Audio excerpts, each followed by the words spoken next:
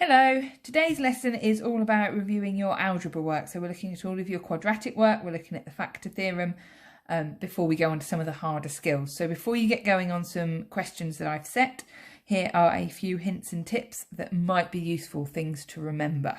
Okay, first of all, completing the square. I'm not going over how you complete the square because I'm pretty sure you can remember that, but just to remind you that once you have completed the square, there are a few uses of that. So when you've completed it into the form x plus a squared minus b, okay, and there's an example in red there. The minimum point of the curve will be at negative a, so negative of the number in the bracket, and b, where it would be. Okay, so that would actually be a minus b, wouldn't it? Let's put that in there. Okay.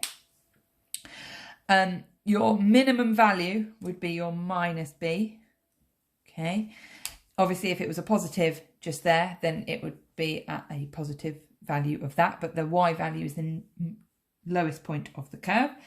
And your line of symmetry will be x minus a. So for the example here, x plus 3 all squared take away 2. Your negative would be negative 3. Your minimum point would be negative 3, negative 2.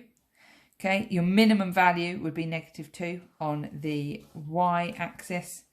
That should be a negative as well. And your line of symmetry would be x equals minus 3. Okay, so that's how you can use your completing the square method. If we are looking at discriminants, okay, if you're told something has equal roots, 2 roots or no roots, that's looking at your b squared minus 4ac. So for equal roots, that means the graph is just touching the line, the axes once. So that's b squared minus 4ac equals 0. If b squared minus 4ac is greater than 0, that means there are 2 roots.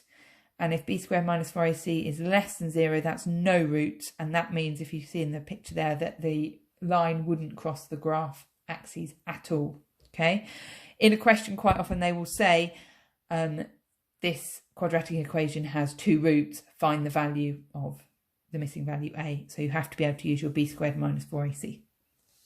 And if you are solving quadratic inequalities, you must show a graph. So if your quadratic inequality factorised to x plus 3, x minus 4, and it was greater than 0, you would need to show that little diagram with shading the region you want. That is a method mark in the exam. Factor and remainder theorem. Okay.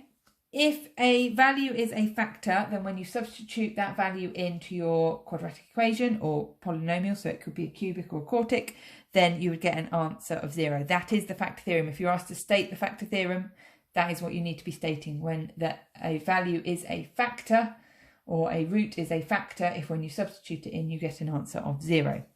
You can use this for a number of things. The first thing you can do, the most basic, is show a factor for a polynomial just by substituting in. So if you're showing x plus 1 is a factor, you would substitute negative 1 into that and you would get an answer of 0. That shows it is a factor. You can find a factor. Okay, so if you substitute values into a polynomial to get a value of 0, then that means it is a factor. So that's working the other way. Instead of being given a value, you've got to find one yourself. People find that a bit tedious, so you need to try x is 1, then x is 2, then x is 3, minus 1, minus 2, minus 3. Usually within those there would be a factor if they're setting you a question like that. And finding missing coefficients. Okay, so if you were given a expression with a missing number that you needed to find, you could either make one equation or a pair of simultaneous equations if you had 2 missing values, and work out what the values of those were in your quadratic expression. If you are asked to find other roots, that's when you go down your algebraic long division, Mrs. Barnes' favourite bit of maths ever. So if you're asked to find all the roots, then you use your first root and do your polynomial long division and show it that way. Okay. Finally, if you are doing proof, our favourite topic ever, if you're asked to disprove something, you just need to find a value or an example where it doesn't work. Okay, so if you're disproving something, you just need to show that it doesn't work for one value or one example, and that's enough as a disproof. If you are asked to prove, you have to show it algebraically, unless it says show for all values between 3 and 10. That's fine. If it just says prove, you have to do it algebraically, because you can't sit there and prove it for every single value if you're not given a limit. So if it says between 3 and 10, 4 and 12, that's fine. You could try it for every single value. There's only 8 or so values to try. But more than that, you need to be showing this algebraically. If you're showing it algebraically, do it in terms of n. Remember, an even number we would write as 2n. Okay, an odd number we would write as 2n plus 1 or 2n minus 1. If you're asked to work with consecutive numbers, use n, n plus 1, n minus 1, n plus 2. Okay, numbers in a row.